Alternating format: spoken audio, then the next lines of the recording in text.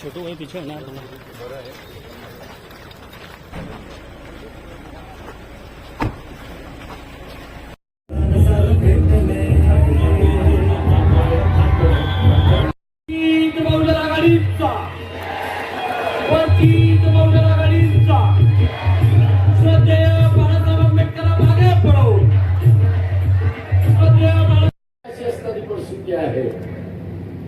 इथल्या सगळ्या व्यापाऱ्यांना सांगतो, राजकारण्यावरती धाडी टाकून झाल्या, कारखानदारावरती धाडी टाकून झाल्या, आता तुमची पाळी आहे एवढं लक्षात.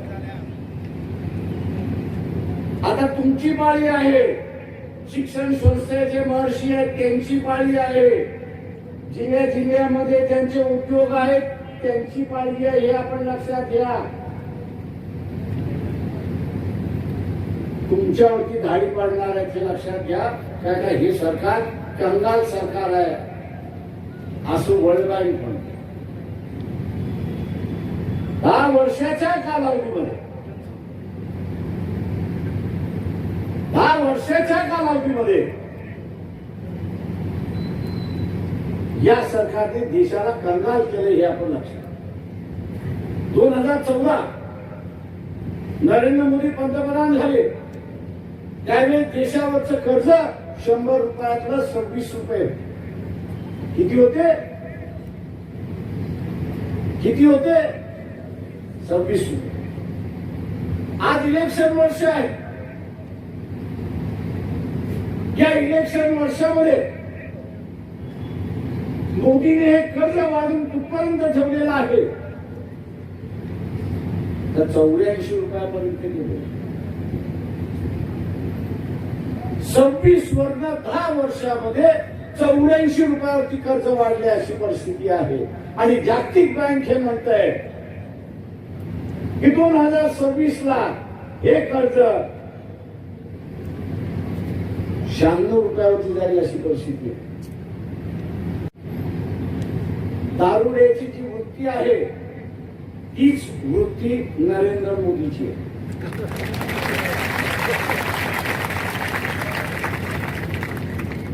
संघवाल्यांनो, मी जे म्हणतोय ते खोटं असेल तर ह्याच माणसावरती येऊन सांगा की हे खोटं आहे.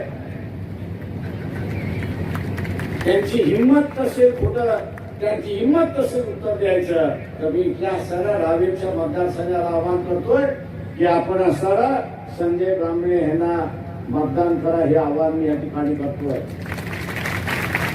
दारुड्या करतो काय? दारू प्यायला मिळाली नाही तर दारुड्या करतो काय?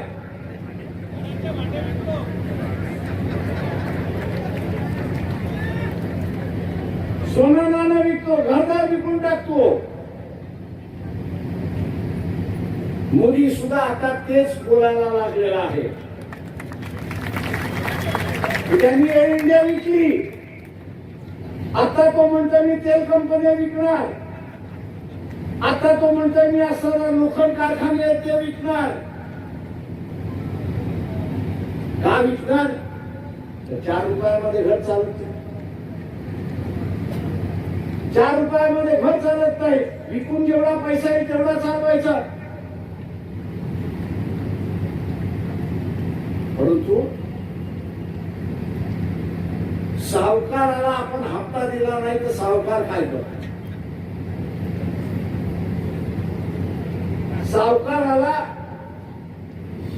त्याचा हप्ता द्यायचा असेल, पैसे द्यायचे असेल, आपण दिले नाही तर सावकार काय करतो? दादागिरी करतो. अजून काय करतो?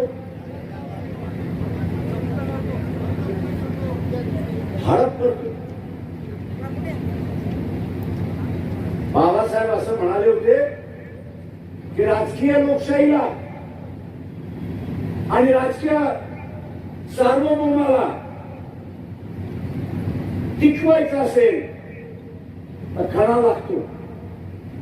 आणि बाबासाहेब म्हणाले होते की आर्थिक कणा असल्याशिवाय लोकशाही आणि राजकीय सार्वभौम टिकत नाही हे आपण असं लक्षात. त्या सावकारापुढे आपण झुकतो. मोदीला अजून 5 वर्ष आपण दिली तर आपली अवस्था ज्याच्या कुणाकडून पैसे घेतले त्याच्या पुढे झुकावं लागेल आणि आपला घाण ठेवावा लागेल अशी असणारी परिस्थिती. आणि म्हणून माझं आव्हान आहे की मला घेतलं त्याचं कारण तेच आहे. काँग्रेसवाले, उद्धव ठाकरेवाले, एनसीपीवाले प्रकाशवाले हे आपण बोलू नये. म्हटलं का बोलू नये? तुम्ही असं करा, 2 जागा घेऊन गप बसा. अरे म्हटलं ज्यावेळेस तुम्हाला मोदीचे कपडे फाडण्याची वेळ आलेली आहे, काँग्रेसवाल्यांना मी म्हटलं तुम्हाला बीजेपीने असणारा राजीव गांधीला बदनाम केला, त्याची असणारी एवढी मोठी संधी आलेली आहे, ज्याचे कपडे फाडण्याचे नुसते मोदीचे नाही तर भारतीय जनता पक्ष आणि RSS यांना नांगरं करण्याची वेळ आलेली आहे. वेळ तुम्ही घालवताय, वेळ तुम्ही घालवताय. राफेलची विमानं घेतली म्हणून सांगितलं. मनमोहन सिंग म्हणत होते 135 राफेलची विमानं पाहिजे, तेव्हा कुठे आपण असं लढू शकतो. आणि आज महाराष्ट्रामध्ये वंचित बहुजन आघाडी ही मेन ऑपोजिशन पार्टी उभी राहिली.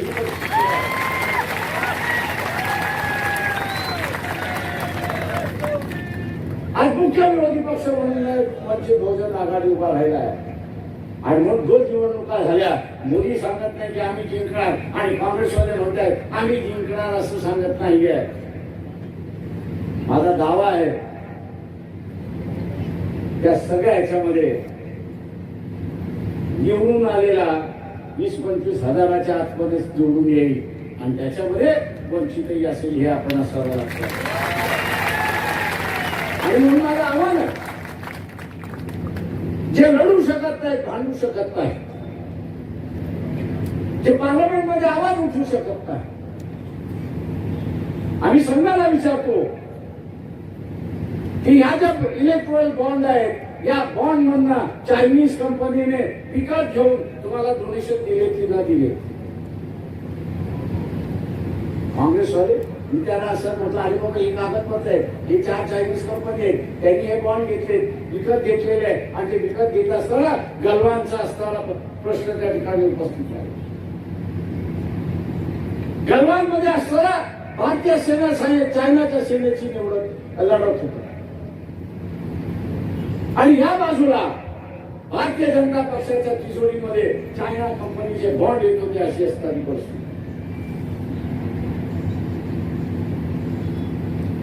जे वर्तमानपत्र टीव्ही हे सगळे विकल्या गेलेले आहेत हे आपण लक्षात.